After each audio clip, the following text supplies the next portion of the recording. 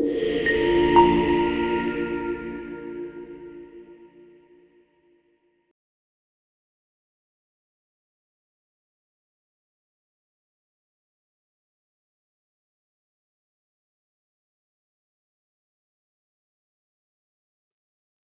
an inspection, there are different parties involved, each one having its own responsibilities.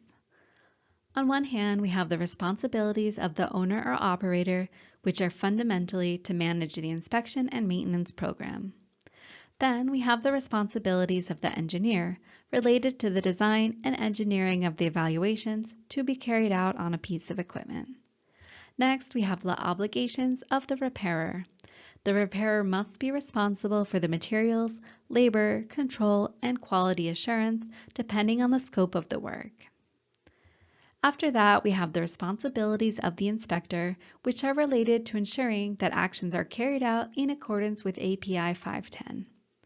And finally, we have the examiner, whose responsibilities are to perform non-destructive testing in accordance with the client's specifications and the code.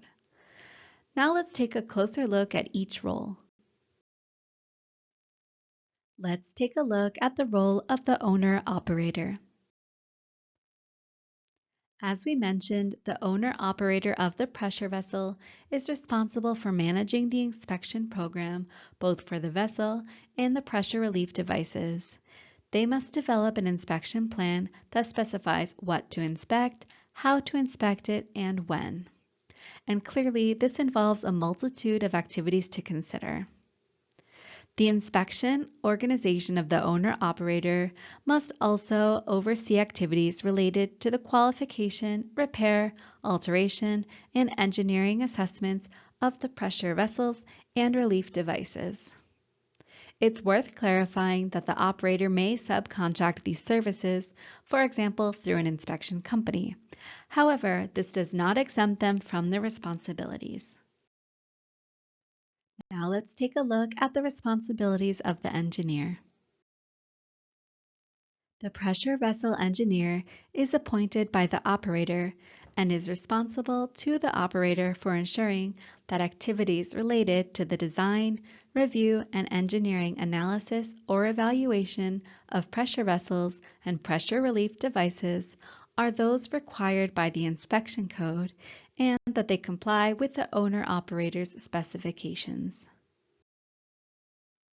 Let's look more closely at the role of the repair organization. The repair company is responsible to the owner-operator for the repair and must provide the materials, equipment, quality control, and labor necessary to maintain and repair the vessel or pressure relief device in accordance with the requirements of the inspection code. It must be a holder of a valid ASME certificate of authorization that permits the use of an appropriate ASME code symbol stamp, or a holder of a valid R stamp issued by the NBIC for the repair of pressure vessels, or a repair contractor whose qualifications are acceptable to the pressure vessel owner-operator. Let's take a look at the role of the inspector. The inspector is responsible to the owner-operator for ensuring that inspection activities, non-destructive testing, repairs, alterations, and pressure testing comply with the requirements of the API 510 code. The inspector must be directly involved in inspection activities and visual inspections, which in most cases will require fieldwork to confirm that procedures and inspection plans are being followed. Having a certified inspector may not be mandatory since, as we know, this is not a legally binding code. However, if we want to comply with what's stated in the code, it makes sense to have a certified inspector. To become a certified inspector, one must pass an exam and renew the certification every 3 years. And now on to the role of the examiner. Finally, we have the examiner, whose responsibility is to perform non-destructive testing in accordance with the job requirements, the non-destructive testing procedures, and the owner-operator's specifications. This means that we must consider not only what the code requires, but also our client's specifications. Both the inspector and the examiner must take these into account. It's important to clarify that the examiner is not required to hold an AP 510 inspector certification and does not need to be an employee of the owner-operator.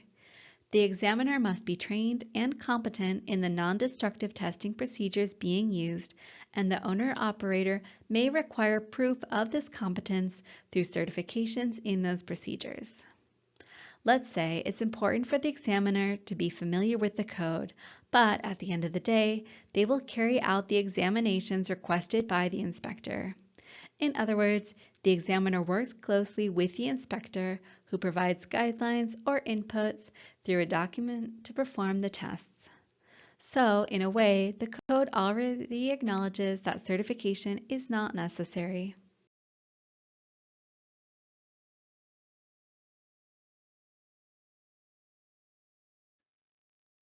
The owner-operator's organization must be periodically audited to determine whether it complies with the requirements of this inspection code. The audit team must consist of individuals who are experienced and competent in inspection programs and in the application of this code, and of course, must be a third-party organization independent from the owner-operator's plant organization.